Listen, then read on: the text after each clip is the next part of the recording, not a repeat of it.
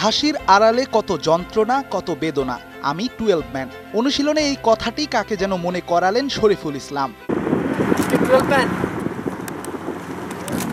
বুকে এক আকাশ স্বপ্ন নিয়ে যুক্তরাষ্ট্রে দেশের হয়ে খেলতে এসেছিলেন বিশ্বকাপের শর্টার ফরম্যাট। তীরে এসে ডুবেছে স্বপ্নের সে তরী। মহাযজ্ঞের আগে শরীরে হানা দিয়েছে ইনজুরি, যে ইনজুরিতে ছিটকে গেছে দেশের পেস আক্রমণের অন্যতম এই সেনানী।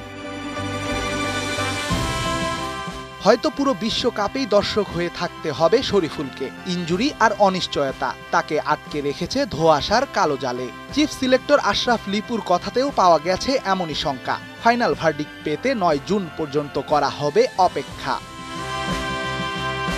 আমরা যদি 9 তারিখের দিকে আরেকটা অ্যাসেসমেন্ট করি, তার রিকভারিটা আমরা যতটুকু আশা করছি তার থেকে আরও ভালো হচ্ছে না, অ্যাটলিস্ট আশাপ্রদই থাকছে, সেটা অ্যানালাইসিস করে এবং আমাদের সার্বিক পারফরমেন্স ওয়ার্ল্ড কাপে প্রথম খেলা হয়ে যাবে, সেটাকে দেখেই হয়তো আবার একটা সিদ্ধান্তের ব্যাপার থাকবে। শরীফুলের বিকল্প চিন্তাটাও আগে ভাগে করে রেখেছে টিম ম্যানেজমেন্ট। শেষ পর্যন্ত পাওয়া না গেলে হাসান মাহমুদই হবে তার রিপ্লেসমেন্ট। যদিও এখনই আশা ছাড়ছে না টাইগারদের প্রধান নির্বাচক। শেষ পর্যন্ত শরীফুলকে রেখেই পরিকল্পনা সাজাতে চায় টাইগাররা।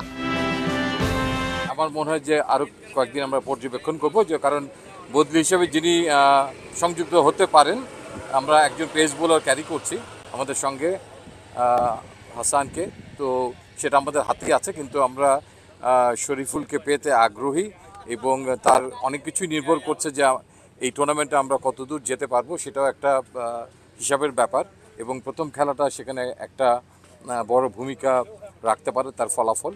শ্রীলঙ্কা ম্যাচের আগে অনুশীলনে ফুরফুরে মেজাজেই ছিলেন সাকিব, রিয়াদরা। দলের বাজে সময়কে যেন হাসি মুখেই বরণ করেছে তারা। পজিটিভ থেকেই হয়তো শুরু করতে চায় বিশ্বকাপের প্রথম ম্যাচটা। হয়তো পুরনো দিনের মনোবল এই ম্যাচ দিয়েই ফিরে পাবে টাইগাররা।